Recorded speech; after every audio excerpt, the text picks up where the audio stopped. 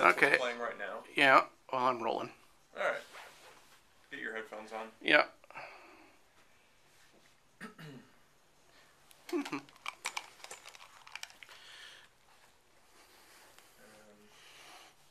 I will switch us over.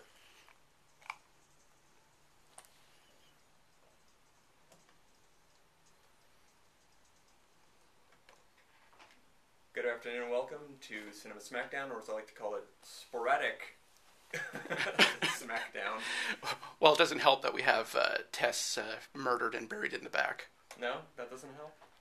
Yeah, Tess is MIA at the moment. Alright. She'll be around in a minute or so. Or will she? Or will she? That's our cover story anyway. Well, we gotta start somewhere. If she is a body stashed away somewhere, it's appropriate for this week's topic of conversation. That is true. Our topic this week is Halloween, meaning the Halloween franchise itself, as well as slasher films. Yes, broadly slasher films. Correct. We are doing slasher films. Just turning our levels up a little. I think we're a bit quiet for a moment there. Yeah, so here we go. We were just talking off air about not dirty jokes, just inappropriate, horrible jokes. That we hope didn't secretly make it onto the air with the wrong button push. Right, which put me in the mind of an incident of John Larroquette's career. John Larroquette ties into our topic of the day because he was the narrator of the original Texas Chainsaw Massacre and the remake. And back then he was a radio guy. And one of the reasons his radio career didn't pan out is that he was at the station overnight, and they were just supposed to be playing music, but he had a buddy over, and they were just making the filthiest comments all night long, not realizing this was going out over the air instead of the music. So the radio station owner heard this on his car radio and sped over to the station to get them off the air. And I don't know if he got fired at that exact moment, but we would not have John Larroquette, Night Court multi-Emmy Award-winning actor if not for his craterous, smoking ruin of a radio career. And who knows, maybe without that performance we wouldn't have had a Johnny Fever character on WKRP. Maybe that's the inspiration. Perhaps. Today's topic, if you're paying attention at home, is slasher films. We can begin talking about this because Tess wasn't even around for the genesis of this entire genre. That's true. The old men in the room were. That is also true. Also, Shannon and I attended a screening of the newest Halloween movie last week, which neither of us was particularly thrilled with, so we can mention that. It was certainly another one of those. It's about the best I can say for it. Well, as I like to say, it was Halloween H4O. It was... Yes, if we had that horrible moment of realization that Halloween H2O, the 20 years later sequel, was already 20 years ago. Very true. The interesting thing is that this Halloween movie is the first movie out of the box of a new generation of films which are reboots with a complete slate clean. So we're doing a sequel, but ignoring a ton of continuity, which is interesting because it's the same thing that's happening on television right now with the sitcom genre. We're getting a huge glut of sitcoms that are ignoring whatever happened at the end of their individual series. They're taking elements that completed these shows and saying, well, forget that moment.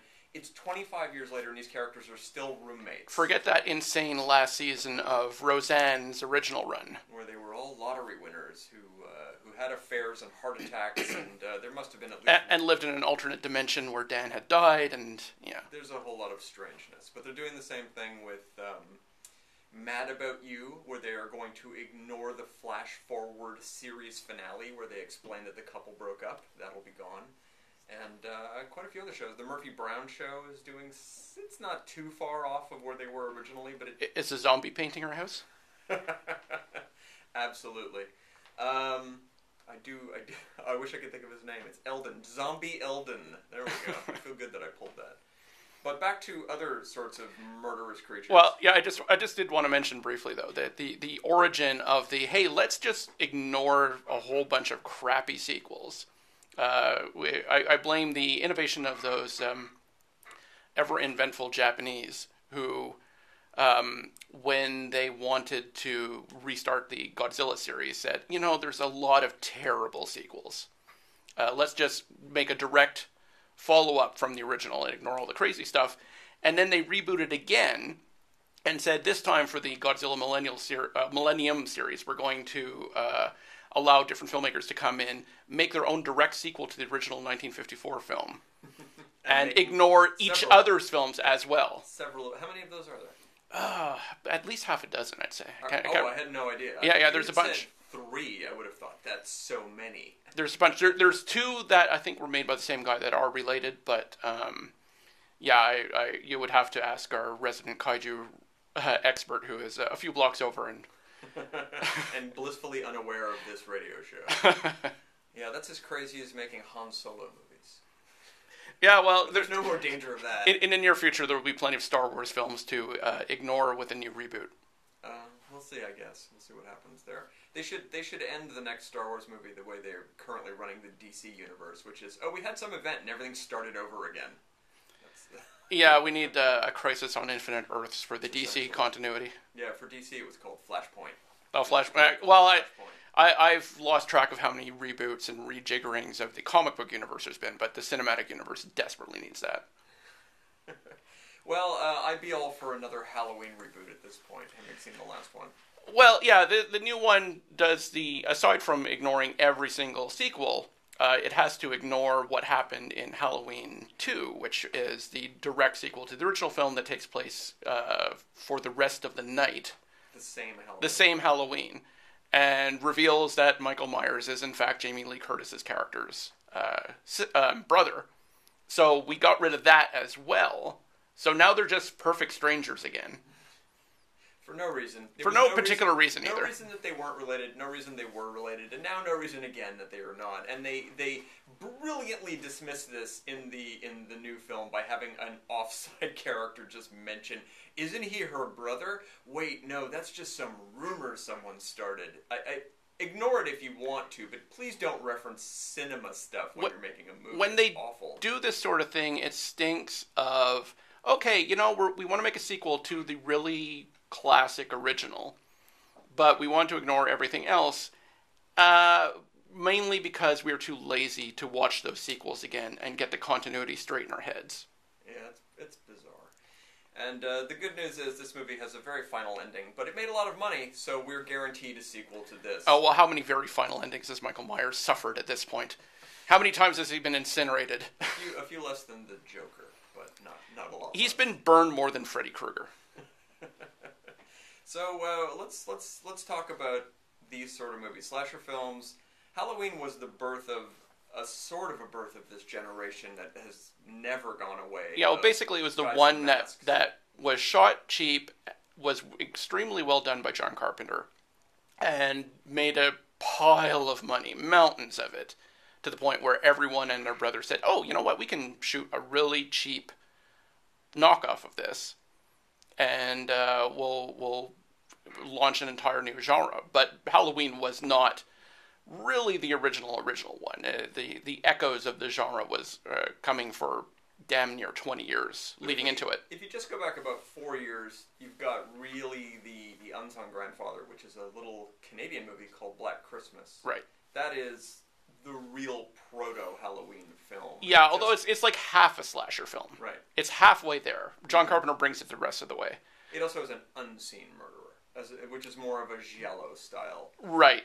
There's there's no mask. There's nothing but the occasional hand reaching in out of frame. Right. I mean, you could even track it back to Psycho as an example of where this began. But there's been, when you mentioned giallo films, there's plenty of Italian films of that era. I just watched one of the ones that you had recommended for me, which was Twitch of the Death Nerve. One of my all-time favorites. That is a confused slasher film because it's one of those where I think it was the 56-minute mark when I realized, oh, everybody's murdering everybody else. There's no one killer.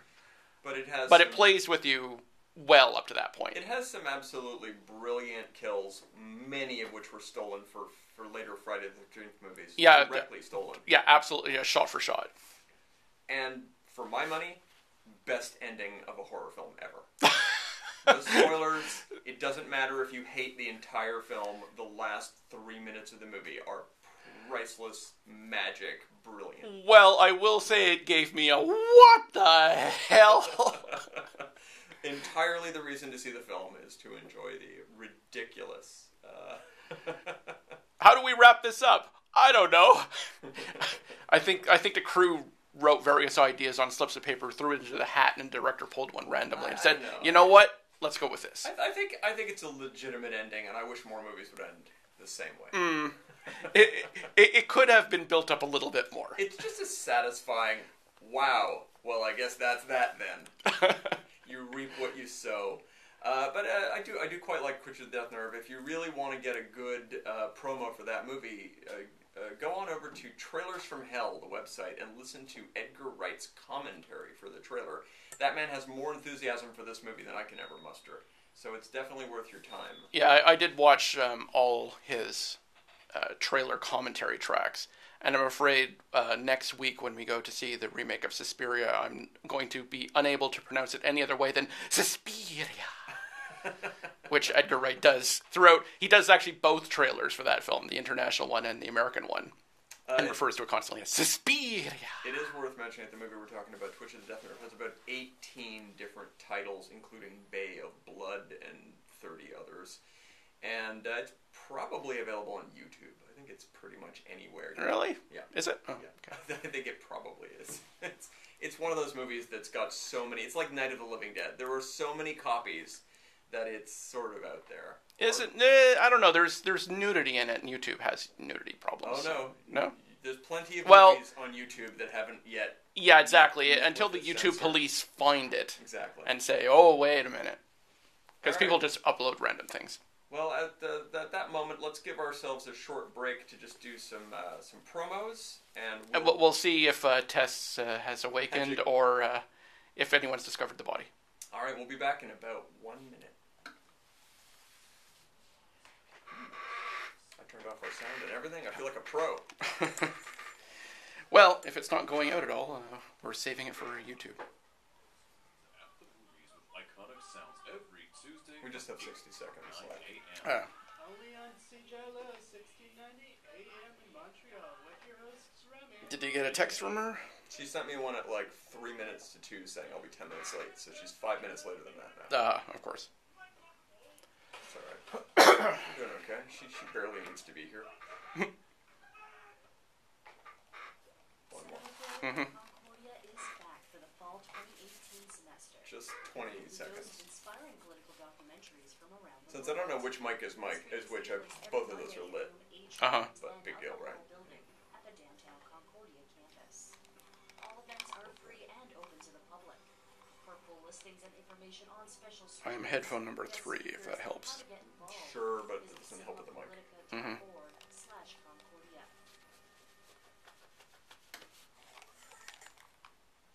And we're back. We almost listened to a whole other ad there for a second. Can't have that. Because I'm extremely experienced on the board and know exactly what I'm doing. We did put out the fires last week, so I'm sure we can do it again this week. Last week being the show we did a month ago. Yeah. I think of it last week because I only just uploaded that episode to YouTube. Makes sense. All right, so what were we on about? We were on about Italian influences in the slasher genre, leading up to the exciting Halloween movie. But there's other things. The actual original movie Psycho was the grandfather of all of it. Someone basically leaning in from off screen to murder you movies. Or at least an unknown killer. Yeah. Yeah. In a costume, no less. That's very true. Pretty much, it does do the mask thing, in a way. In a way. But of course, then we have. Well, I would say before you skip ahead, because it's still in the 1960s. Then we had the phenomenon of the Herschel Gordon Lewis blood films. Sure, they're not so much slasher. Well, Blood Feast kind of is. Mm-hmm. True enough. It ratcheted up the genre of, okay, and now here's those killings that you liked, except really gory. Yeah, as listeners of the show may know, we tend to recommend a lot of movies. I don't recommend a single Herschel Gordon Lewis movie. They're extremely dull. They have quite a bit of violence, but are not at all well-made films. I did force an entire party of people many years ago to watch Blood Feast. Just as a laughable piece of crap. Yeah, and people still talk about it to this day. Oh yeah, remember that film you showed us? Oh my god, what a piece of crap. Yeah, it's Ed Wood with a lot more goo. Yeah, not gooey quite Ed Wood, yes. as charming as Ed Wood, to be honest. He's or witty, frankly. Exactly. Yeah, no, the big not recommendation from us. So yeah, then there's the late 60s, all of the 70s giallo genre, which had hundreds of movies with an off-screen murderer doing his business. A lot of Argento films. Yeah, well, no more exemplified than Argento, with Argento himself playing the gloved hands murdering people all the time, because that guy does not have issues. Yeah, that's a whole show in and of itself. At any rate, well, there was the not long after the actual 1978 Halloween movie. One of the ones that amuses me is that Jamie Lee Curtis began her Scream Queen career. She did indeed. She leapt into that field by doing another movie called Prom Night, which is the Canadian entry, which is exactly a clone of Halloween, starring the same person, which is pretty hilarious. But with even fewer locations, because you get to shoot the whole thing in a high school. That's very true. Not a great movie, but a spectacular decapitation scene in the last 10 minutes that just comes out of nowhere. After you've watched a mostly bloodless horror film, it does sort of happen pretty suddenly. That's the best thing I could say about that movie. When they reveal the killer in that movie, it's kind of like, there wasn't anyone else for this to be. It's one of those films. Right. There are many of those. One of my favorite movies of the genre is a movie called Pieces, which is an Italian horror movie about a killer who's assembling pieces of a woman for some reason. And they make it extremely clear at the beginning of the movie that a child had a traumatic event 40 years before the movie really starts. And then they give you a list of suspects, only one of whom is over 50 years old. And you watch the rest of the movie thinking, oh, am I really not supposed to have done the math? No, I'm sure it's the 19-year-old college student who wasn't even born when this traumatic event happened. Yeah, the ones that try to make it into a whodunit are not... The original Friday the 13th kind of does that okay. Sure. Because, surprise, it's not Jason, it's his mom. Well, it's not surprise when you have no idea who they are. Yeah, exactly. Part 5 is the real whodunit movie. Yes, that's the true. One yes. with mysterious murders not quite being attributed to anybody. That brief, glorious one-film moment where Jason was legitimately dead, and someone else is going around with a hockey mask, and we don't know who that is. It's pretty hilarious. I just the idea that they got away with making one of those movies. I don't think it was well liked, but it is kind of amazing that for one brief moment they were like, well, we did cap this series, but we can probably squeeze another film out of it. Yes, notably Part 4 was called the Final Chapter. The Final Chapter, and the next one was called A New Beginning. Unbelievable. They not only do they introduce a new killer in Part 5, they also introduce a new killer at the end of Part 5, which they don't pay off in the next movie. No. Although that's part of the Tommy Jarvis trilogy. That is very true. If you're paying attention to your Friday the 13th continuity, there's actually a trilogy of this character who is a foil for Jason in Part 4, 5, and 6. It's my favorite part of the Friday the 13th movies, his little... Yeah, his little arc, even though he's played by 3 different characters, although one of them is Corey Feldman, so who can complain? He's in 2 of them, by the way. He does make an appearance in Part 5 as the young version of him. Oh, okay. Right, before forward to him being... In the asylum, yeah. Exactly. Well, via the miracle of teleportation, Tess has arrived. Hello, yes, I'm here. She's definitely been listening to the show up to this point and is all caught up. Completely caught up and very not hungover. And in no way will be repeating information we've just given you. And our attempts to kill you off would have succeeded if it weren't for you meddling kids.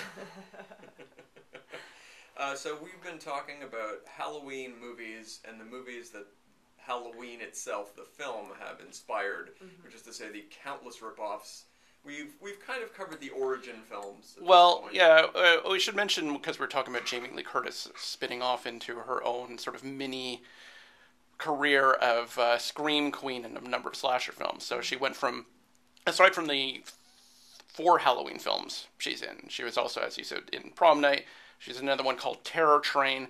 And my favorite, where she's being stalked by another weirdo psychopath, is Freaky Friday.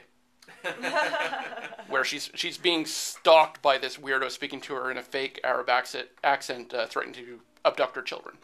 Oh yeah, I remember that one. Luckily, Jodie Foster showed up to beat her ass. There's a meta joke for you. Yeah, Jamie Lee Curtis went on to also star with another horrifying stalker. That's Arnold Schwarzenegger in the movie True Lies, where he does definitely do a scene that... He is horrific in that movie. He out-creeps Michael Myers in one sequence. Way creepier than Michael Myers. Where she is... where he's interrogating her? That's the scene. Yeah. That would be the scene. Dance for me. That's one of the... Yeah, oh god, I wasn't even thinking of that scene. I was thinking of the interrogation scene where he has her in the room and he's he has the voice modulator and he's like, that's the scene I was Do thinking you love your husband? Oh yeah, like, so basically he's relentlessly abusive to her yes. the whole film. Yes, he really is. 100%. I loved that movie so much when I was younger, and then I rewatched it a couple of years ago, being like, oh, this movie's so great. And I was like, what is happening right now? Schwarzenegger is so inappropriate with her, you would almost swear she's his maid. I was so creeped out by the dance by me scene, I forgot about all the other abusive things that happened. Yeah, he like kidnaps her, pretends like stages of... Makes her have a conversation with Tom Arnold. Yeah, oh gosh. Nothing, what could be worse? To be fair, it's based on a French film, so maybe that explains a few things. Yeah, it does. I think it came across better in French as opposed to heavily accented Austrian English. What do you mean? It's in perfect French, as it says in the subtitles every time he speaks a foreign language. I particularly like that film for, as inappropriate as he is, he does have the magic power of saving people from nuclear meltdowns with his hand. He covers her eyes with his hand, and therefore they're all going to be okay. It's basically, in this film... You don't love it for the horse motorbike chase scene that takes 25 minutes? Well, my point is, I think that nuclear weapons in this film are treated the same way the Ark of the Covenant is. If you just don't look at it, you'll be okay. But nuclear weapons are the Ark of the Covenant, aren't they? That's what it's got to be filled with. Yeah. So speaking of people who have killed as many people as Arnold Schwarzenegger has in films, there's how many Friday the 13th movies now? There are 12. 12, yeah. So 11 Halloween, 12 Friday the 13th. To be clear, the reboot Halloween movie that came out last Friday on, I think, October 19th, has made so much money now on such a small budget. Right. And we're in the second weekend, and it has, again, matched its insane amount of box office that we are 100% guaranteed a dozen slasher movies next year. A dozen big-budget films. We're certainly also guaranteed more Halloween films, yes, whereas Friday the 13th remains currently in rights holder limbo. They're going to figure that out as soon as humanly possible because everybody is sitting on a gold mine there. Yeah, they've been sitting on a Friday the 13th gold mine for years, though. And it's just... I've done some research into what's holding it up, and it is really just a bunch of greedy bastards. That's always the case. and this won't make them any less greedy, the success of this film. So what, do we have any other comments about Friday the 13th movies, or are we good there with our Tommy Jarvis trilogy and our... Yeah, well, those are, I find, particularly bottom of the barrel for me. Until, with the exception of part 6, which is the one where he becomes undead. That one is a slasher comedy. One of the best. And it's actually a pretty good one. But the rest of the films in the series are pretty dismal. To the point where you can say... Oh, here's the entire plot of the first one. His mom did it. Part 2, he did it. Part 3, he gets a hockey mask. Part 4, he dies. Part 5, he's not in it. Part 6, he comes back from the dead. You know, and on and on and on. I will say that a lot of people like Part 7, which is essentially Jason versus Carrie. I don't like it. I didn't think it was well made. It also keeps cutting away from the violence, which is a really weird MPAA-imposed choice of the filmmaker. They didn't have a choice. Everything was cut out. The 8th one is the abysmal Goes to Manhattan movie, which makes no sense whatsoever, is incredibly poorly executed. Yeah, he ends up in Manhattan for about 5 minutes in that film. Geez, I don't even know what the 9th movie is, because I think there's a Jason X. Jason X is a space one. Wait, I know what it is. Jason 9 is Goes to Hell. Oh yes, right. With the promise of a Freddy versus Jason movie Yeah. at the end of that one. Goes to Hell, though, it's so uneven. It's such a straight... It feels like it was made by somebody who hadn't really seen all the movies, but had an uncle in the business who gave him a shot. It feels like that kind of thing. That may well be the case, because that sort of thing happens all the time. It's a pretty uneven film. Then we get Jason in Space, which has about a good dozen minutes in it, but is Yeah, a pretty the horrible Jason in film. Space almost does something really clever, where they fool Jason and put him into a simulation where has his choice of all sorts of bikini-clad babes to machete to death. And I thought this would be a great ending for the series if Jason was just trapped in this virtual reality loop where he gets to kill infinite numbers of nubile teenagers forever. It's a happy ending. For It would have Jason. had a happy ending for Jason. Yeah. It would have been a happy ending for everyone else too, because they wouldn't have to deal with Jason anymore. That's the one with the... That's not the one with the sleeping bag, though. That's not the scene. Oh no, That's a different film. Yeah, what is... It's not the infinite loop sleeping bag scene. Is What it? is the infinite loop murder Oh. scene? Is it just him chasing somebody again and again?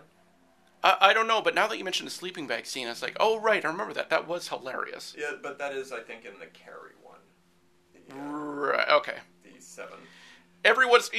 There's such forgettable films. You remember moments, snippets of them here and there. Like, oh right, remember that time when he killed someone with a stumper? That was an interesting weapon. And I myself am quite a fan of the Freddy vs. Jason movie. It has a really weak setup where you introduce a bunch of teenagers and murder a bunch of them, and then the movie gets going. But once it really does get going, I really enjoyed how no holds barred the violence is. It was directed by a Hong Kong filmmaker, and when he has somebody get It's cut, Ronnie Yu, right? Yeah, From Bride with the White Hair when fame. someone gets cut with a machete in this movie, they explode like a character in Kill Bill would. The amount of blood that jets out of them is positively theatrical. They also take great advantage of the fact that both Freddy and Jason are undead at this point. So when they hack at each other, chunks of meat come flying off of them. It's almost, but not quite as bad as the ass-kicking Jesus gets in The Last Temptation of Christ. Yeah, I'd go with the almost. Because chunks of meat come flying off that guy, too. Very true.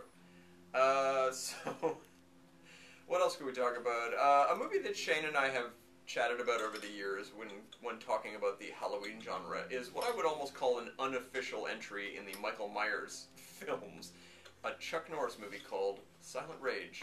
Now, it doesn't really feature Michael Myers, but it features a man who is sort of a single-minded murderer until he gets basically injured so badly that he's in a coma he'll never come out of, at which point they put him in a hospital, and a scientist decides to experiment on him and give him a formula that it's an experimental healing people formula, and it makes him invulnerable, and he comes back to fight Chuck Norris over and over in very Michael Myers style sequences. It's very influenced by the Halloween films. I wish this movie was good. It's pretty awful. It does have the disadvantage of being a Chuck Norris film. Actually, Chuck Norris is very restrained in the film. I only watched it about a month ago, and I was surprised at how little he is the magic kick man. He doesn't suddenly murder everybody with a single swipe of his hand, or No, he does it with a single swipe of his foot. I'm just saying, he does a lot more falling down and grappling than he does beat a guy up in 2 seconds. Once again, that's another guy who's killed more people on screen than Jason ever could. I once heard Chuck Norris say something I thought was very, very pleasant and reasonable. Somebody asked him in an interview, this is at the height of Chuck Norris's fame in the early 80s, and someone said, Chuck, how many people could you beat up at once? Like 10, 11? And he said, no. He said, I'd be hard-pressed to win a fight with one person. That's reality here. And they were like, no, surely you could take 2 or 3. He goes, those are movies. I really enjoyed the fact that he was just very reasonable about it. There was no bragging. He was extremely humble. He came to fame by getting his ass kicked by a little Asian man. Well, what's extremely funny is when you look at Chuck Norris's credits, prior to being a film star, he's won all of these karate competitions. What they don't tend to mention in those wins is that the wins weren't for fighting. They were for katas. they were essentially for doing Tai Chi. Routines, Routines. Mhm. That's what he has a bunch of karate awards. Well, essentially, that's where Jet Li comes from as well. He's another exhibition kung fu as opposed to competitive kung fu guy. Well, to be fair, Jet Li weighs 80 pounds. Yeah, well, yeah. How much did Bruce Lee weigh when he beat up Chuck Norris in that Coliseum? Very good point.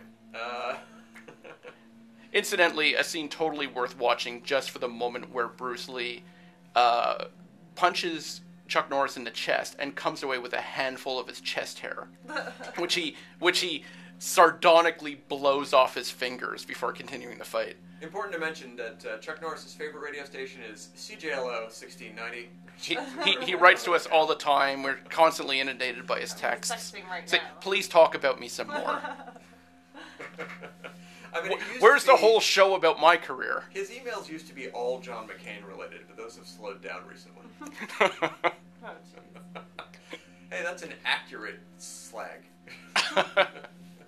So, Tess, do you have a slasher movie in the Halloween genre that you'd like to mention? Something that amuses or horrifies you that you have noticed over the years rips off Michael Myers? I mean, or is aren't influenced? all the slasher movies ripping off Michael Myers? To a degree. I was just wondering if you had a favorite or something you wanted to contribute other than groaning. Other than just sitting here silently when you're talking. With an ice bag on your head, going, "Oh my God, what did I do last night?"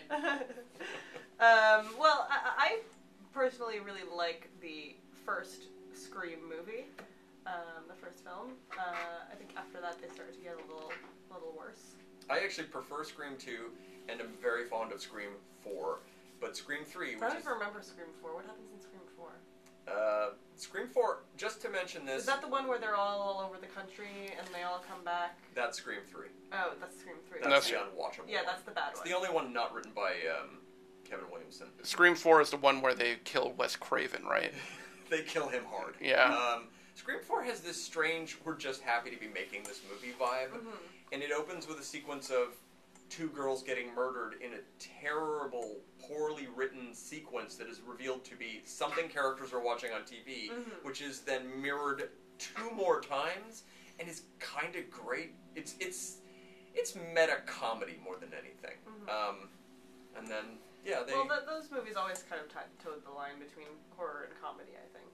Or meta comedy, rather. True, but Scream 4 also is one of those movies that I don't watch trailers as much as humanly possible. I try to avoid them. But Scream 4, apparently if you watch the original first trailer of the film, you can figure out by watching the trailer who the murderer is.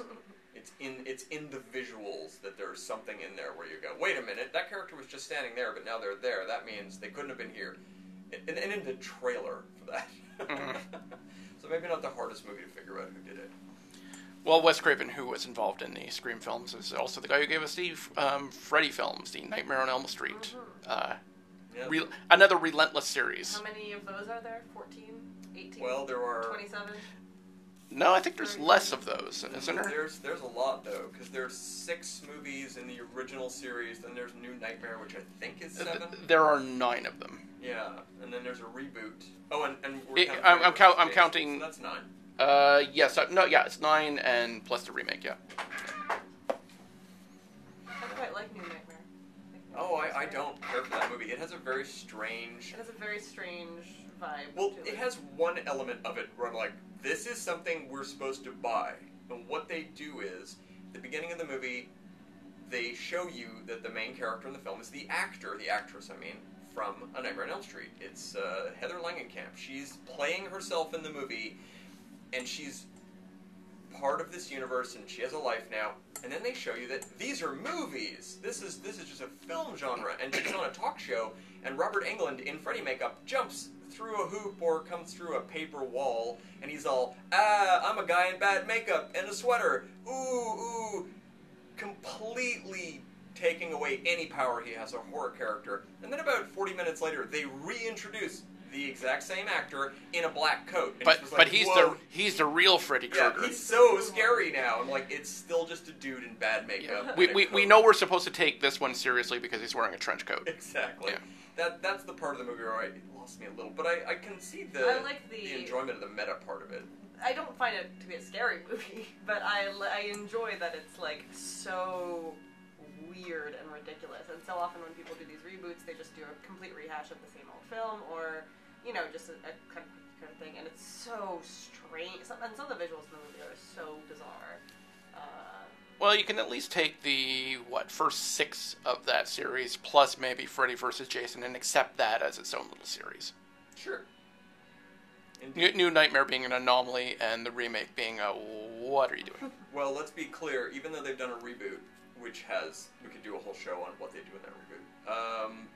With the success What of they do Halloween, right? With the success of Halloween last week, There'll be a second reboot. well, every one of these genre films is open to being revisited, and Robert Englund retired as an actor about 8 years ago, and he made a comment that made it really clear that he is way more than open to being another one of these films, which to my mind means they're absolutely going to make one, because why wouldn't you? Why wouldn't you make a Nightmare on Elm Street film now with Robert Englund in it?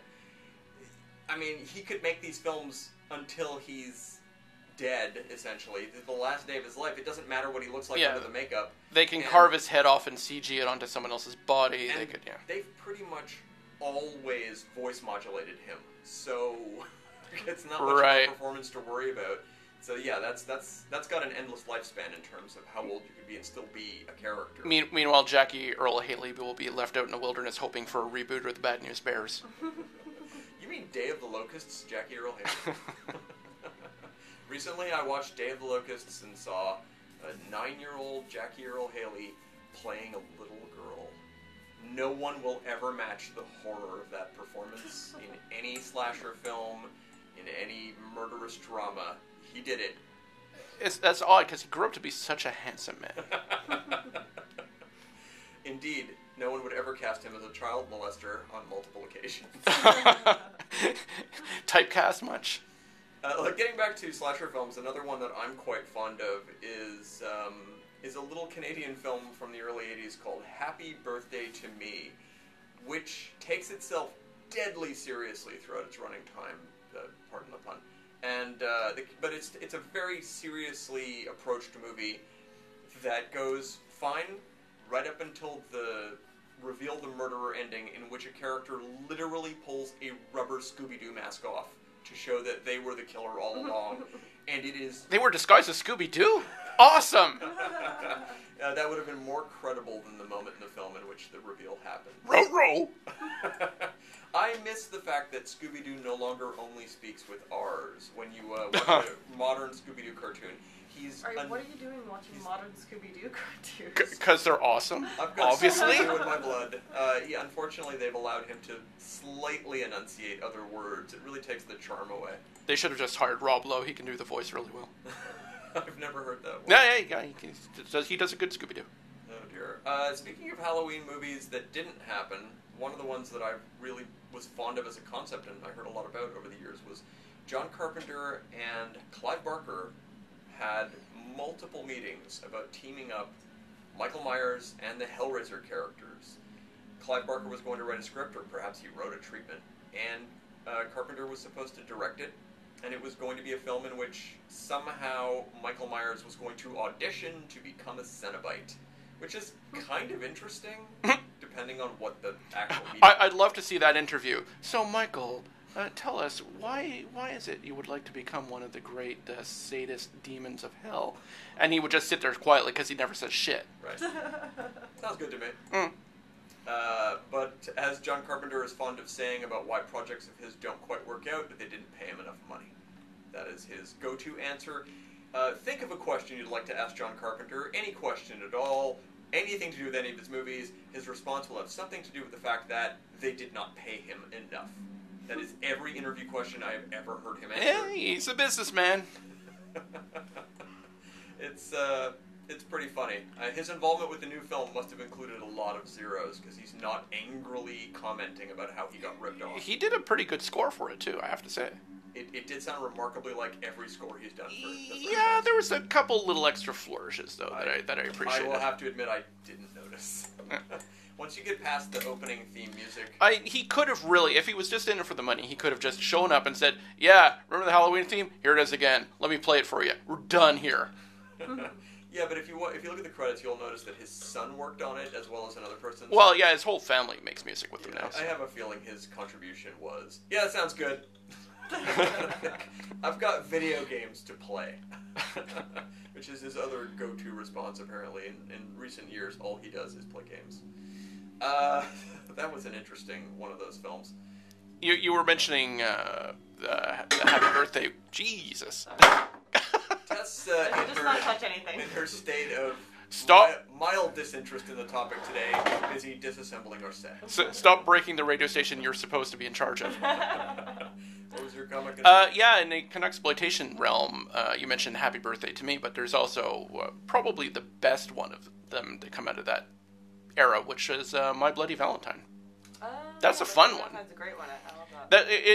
The thing is, it was only available in a heavily censored version for many years, where they cut out all the gore kills, to the point where the climax of the film, the editing makes no sense whatsoever. But they did, in recent years, find an uncut print of the film in Japan, and that got issued on DVD for whatever anniversary it was. That's one of the movies I've been meaning to revisit. Yeah, watching it intact, it's a whole new experience, and it's still a slasher film. It is not the crown jewel of the horror genre in general, but it's a good one of those. It even has an okay remake. Yeah, the remake is surprisingly not bad. As far as, considering how many of these films have been remade, there's been the Halloween remake by Rob Zombie, which is dismal trash. There was the Friday the 13th. I 100% hate that. Oh, I you're... know I'm getting You've it. made two lifelong enemies. I know. I think we've had this conversation before, though. But no, it's not. Yeah, I'm not going to get into defending that movie. Oh, come on. Let's hear you defend Rob Zombie at all, his film career. Rob Zombie, yes, he makes ridiculous films and ridiculous choices. He makes slasher films that an actual psychopathic slasher would make. Exactly. It has that stink of a diseased mind. Yes, that's what I love about his movies. The only thing I'll say about Rob Zombie's movies is I don't hate them, but the script writing is so poor. The characters' dialogue is endlessly just saying what is happening in front of them, or non-stop dropping of F-bombs to the point where it's meaningless. The dialogue is terrible. If he would just get a collaborator to write actual words for people to say, I'd actually enjoy his movies. Fair. I don't love his dialogue, but I think that Rob Zombie is. You watch a Rob Zombie movie without knowing that it's a Rob Zombie movie, and you will figure that out during the length of the movie. He's got a very sort of characteristic style. The visuals are always super interesting, even if they're really weird. Very true. And I much prefer to see a weird, crazy Rob Zombie movie that looks like it was made by an actual psychopath than some, cookie-cutter remake of a slasher film, like the My Bloody Valentine remake that they did a few years ago there. All right, we're going to take a quick break to do some ads, and we'll be back in about a minute. Do you want to have a discussion about the movie?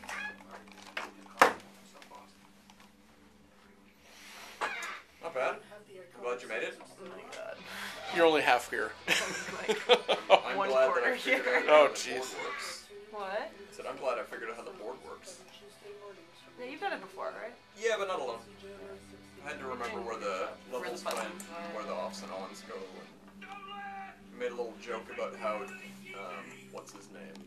John Larroquette did this once when he was a radio DJ.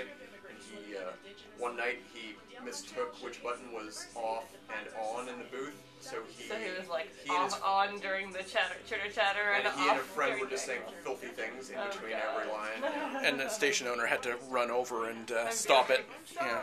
10 seconds. 20 seconds. How much longer do we have on the show? 20 seconds. No, on overall, the actual 10 show. minutes, I think. 14 minutes. 14 minutes, okay. You got stuff? I was gonna move on to retro stuff.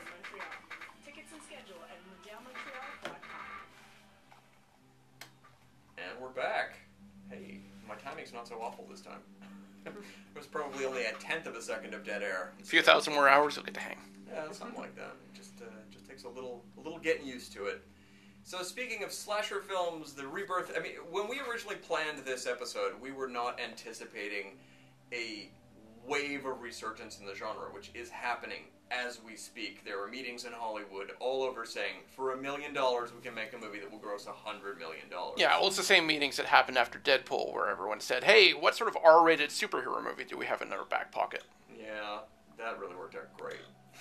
There's been nothing but fantastic R-rated superhero movies. Well, there's certainly a few different takes on the genre that we're going to get that are not going to pan out so well. As it goes. But speaking of retakes on the slasher genre, there's a couple of movies that have come out in the last few years that are absolutely influenced by the idea that this exists, we know it exists, everybody knows it to the point where even in a movie the characters know this exists, so let's make a film that is aware of this. Movies like Behind the Mask, The Rise of Leslie Vernon. Oh, yeah. Which is not a bad film. It's interesting in that it is... It's a deconstructionist slasher film. Yeah, and it fully takes advantage of the fact that we all know all the tropes, and it's about a slasher being interviewed by a reporter. Yeah, a documentary film crew, and... Yeah, it's got its charms. It's interesting because it keeps having little segments that aren't part of the documentary. And then there's a moment where we're hitting the end of the second act where things reach such a level of crisis. They say, hey, let's put the cameras down and just try to live. and then it becomes a genuine slasher film. It stops being the mockumentary. Yeah, I'm not sure. I mean, I've never rewatched it. I've seen it the one time. I am not sure if at the moment in the film where the changeover happens, the movie keeps working. I don't remember. It's a bit jarring, and you wonder, it's like, I don't know, would it be possible to have gone all the way through? But it's an interesting choice. Mm-hmm. And in the glut of mockumentary and mockumentary horror films, of which are too many, that one stands out as one that does something different and one that is consistently clever. Well, there are endless handheld horror films now where people keep the camera and you think, no, at this point no one would still be holding a camera. In the movie Cloverfield, they make a point of saying, as crazy as this is, I'm gonna keep filming. And you're like, boy, I hope you get eaten soon. And yet you know damn well that would be everyone today with their stupid cell phones, and they cannot... I've seen so many footage of like horrible things happening. It's like, why would you still be filming this? I would be running for my life. It is true. That plane is crashing really close to you. Drop the phone and run. While you yourself are trying to kidnap children, maybe don't keep recording. That's a thought. Another tip film, to everyone's favorite slasher, Lindsay Lohan. There's one that's an out-and-out comedy and one that's sort of funny that I wanted to mention. The one that's an out-and-out slasher comedy is Tucker and Dale versus Evil. Have you guys seen that film? Yes, I have. I've had it recommended to me many times. I've still not seen it. I don't recommend it, but it's interesting in that it's kind of a slasher movie where the two main characters are perfectly nice people who are mistaken for slashers and keep accidentally Spoiler acting alert. out as slashers. Ah, okay. It has effective moments, but it's a little too goofy for my tastes. At any rate, it's worth mentioning. I think it was too highly recommended to me. There you go. Like, it was so amazing, it's like the best ever, and I watched it and I was like, if so I had gone in clean, I think I would have loved it, but it just was too highly recommended to me, and then I ended up being like, eh. Also, like so many movies I've seen in the last 20 years, it's a great short. It's a great short film. And unfortunately, it's got stretched out to 90 minutes. Exactly. It's one of those things that when you build up to the concept, it's very satisfying, but then you're left with, well, I guess we still need a movie here. And they don't really have one. We still need a feature-length movie if we're going to make any money from this. Exactly. Another one that's worth mentioning, which is also slightly comedic, but a little less so, is a movie called Final Girls. Are either of you familiar with this? Mm-hmm, yep. Final Girls is pretty good. I feel like 10% more and it would have been great. Mm-hmm. But it has some... It's a movie in which a bunch of characters accidentally stumble into a literal slasher film. They go through a dimensional portal, more or less, into a horror movie. And they find themselves inside it, and they struggle with the rules of the movie they're in. And they play with that like out-and-out science fiction at certain points. The movie repeats itself on a loop every 90 minutes, I think. All sorts of things happen. So cars go by at the same rate, people have the same moments, and they get to interact with them. Anyway, it's that one I absolutely recommend, even though it's more of an... I mean, it's not quite the right way to put it, an interesting failure. It's not a failure, it's a successful film, but it's only so successful. Sort of a project, an experiment or something. It's not like a fully put together film. I feel like it probably had an A+ script and was directed by a B- director. That just only wanted to go so far with it. That's my guess. This sounds like a segue to get you to talk about your favorite film again, Happy Death Day. It's on my list. It's certainly a meta knows what movies are a slasher film. It definitely played with. I mean, well, let's be clear. It's a slasher movie, Groundhog Day film. Yeah. How many times can we reboot the day and have this character get killed over and over? Well, if it's 40 times in the first film, we'll find out how many it is in the sequel. In the sequel, coming this summer. Coming in 2 months. Oh, in 2 months? 2, 3, shit. February. How long is that from now? Not far. Reasonably soon. I mean, I recall the last time I heard about the film, they were basically greenlighting it, which made me think it was at least a year away. I think it's one of those situations where they're like, let's get the ducks in the row, Get this shot edited. You gotta get it out while people still remember the original. Exactly. Yeah. So much like a Saw movie, we may be seeing Happy Death Day films every February for a while. There's worse things. No, I really liked the first one. It was sweet, cute little, Right up until the closing moments when they tell you. When they by the way, this is Groundhog Day. You ever see that film? Remember that film? Have you seen the Remember movie it? Groundhog Day? Remember it? Yeah. Groundhog Day was a movie. That was a movie. Well, speaking of back to Michael Myers and influence films, an interesting movie that when you watch it isn't overtly a Michael Myers movie, but when you really think about it, it's a film a couple years ago called The Guest, which is a film about a military man who pops in on a family to give his condolences about the passing of their son, who was in the military. They were friends in the army. And it's actually a great movie. Or the performance. It's good. It's really... What's his face? The main guy? The Beast. Beauty and the Beast. The guy from Downton Abbey, whose name is... Cousin Matthew from Downton Abbey is the guy. Is the and military guy. And his performance is amazing. It's a career-making performance. Yeah. You see it and you say, well, this guy's famous now. Yeah. The movie is only so-so, but he really does do an odd, almost Michael Myers. At a certain point, you realize, oh, he's just a murder machine. That's what he's been sort of trained to do, and his training is sort of taken over in the wrong moment while he's hanging out with a very nice family in their little house. It certainly has its appeal. I really liked the relationship with him and the kids. Like, he has this weird relationship with... It's not your standard kind of slasher guy I agree. horror movie. I really enjoyed it quite a lot. It's a smaller film as well. So and it also has that... It has an electronic score, which I really liked. It's one of those standout ones where you're like, wow, they really went all in on committing to like a Carpenter-style score. So that's another way in which it reminded me of the Halloween films. It has that kind of tone to it. I don't know if this is on your list, but I wanted to mention one of my absolute all-time favorites, which is a 1980s giallo film. This is truly not just like a giallo film is kind of like a slasher film. No, this is a genuine slasher film by Michel Soavi, the guy who did Cemetery Man. And it's called Stage Fright. And the thing I like about this film so much is that it is the only... Other than that Halloween film where, if you remember, there's a 15-minute segment, what is it, Halloween Resurrection, whichever one it was, I can't remember, where he finally kills Jamie Lee Curtis until she, of course, comes back in the recent reboot, remake, whatever. You see Michael Myers' Endgame, where he actually literally turns in his knife and then goes home to chill.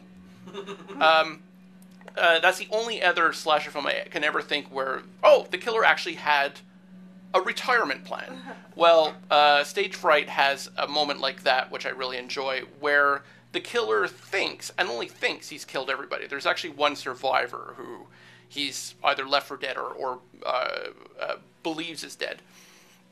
It takes place in a theater with a guy in an owl mask, and his end game is to set up all his victims in this sort of morbid, contrived position. Sit there in an easy chair. I think he has a fan going with a bunch of feathers blowing in the air, if I remember correctly. And he just has this happy moment. And it's like, oh, this is what he wanted all along. He's in his happy place. Too bad there's one survivor who's still plotting to kill him. Yeah, that's a bit of a staple of slasher films, is the last 10 minutes where the final girl, or whomever, it's usually a girl, stumbles into a mile corridor of her friends' corpses, all positioned one after another. I mean, it happens in the first Friday the 13th movie, and many of the others, and Happy Birthday to Me has a segment where the main character opens a door to a table set with all of her murdered friends set around it, which is quite chilling. It's that thing. We want to just... Yeah, but they're still being... The idea is they're still being stalked, whereas in this case, the killer thinks he's literally done. Right. He's got everybody. Mm-hmm. It's a fun way to go. Similarly, there's the French film High Tension, which is sort of a slasher film in which the slasher is being stalked by a person he doesn't even know exists. She cleverly keeps hiding evidence of her very existence as she goes after the guy trying to get her kidnapped friend back. It's an absolutely perfect movie. Until the twist on top of the twist. Let's not reveal the twist. We will not reveal the twist, but it is one of the most ill-advised twists in cinema history. It's one of those movies that desperately needs a fan edit. Just make this film whole again. The premise it was going with was so good for so long. It was disappointing when it tried to have a twist. Disappointing. It's amazingly ineffective. Although I agree that the twist is terrible, but I think that the fact of the twist gave it a big, boost in terms of, marketing. Among that it made dumb money people. Or that it's actually good. Yeah, well, I mean, we care that it's actually good, but definitely the makers of the film prefer it to make money. If the whole film had been about a survivor girl stalking the killer who didn't even know she was around or existed or anything, right, and the end of the film is the first moment he realizes that she even exists is when she kills him. That would have been the best slasher film I've ever seen in my entire life. Unfortunately, it is not this film. Right. It's close, though. It almost does it. So as we tootle off into the sunset with our many slasher thoughts, we're in a strange moment in which we were planning to talk about this in a real retro way, and it turns out it may have been reignited. So in the next 6 months to a year, expect to see an awful lot of these movies gracing your screens in a big way. I assume there's going to be a lot of big budget reboots. But the problem is they're not going to be huge budget films. So the whole benefit of slasher genre is it doesn't cost that much. Yeah, but a wave of them will still be a wave of. At any rate, I think we should do our sign off now. I'm Michael. I was joined today by Shane, and we had one quarter of a Tess. 1/4 of a Tess. Just a So everyone out there, have a great afternoon, and we will see you next time.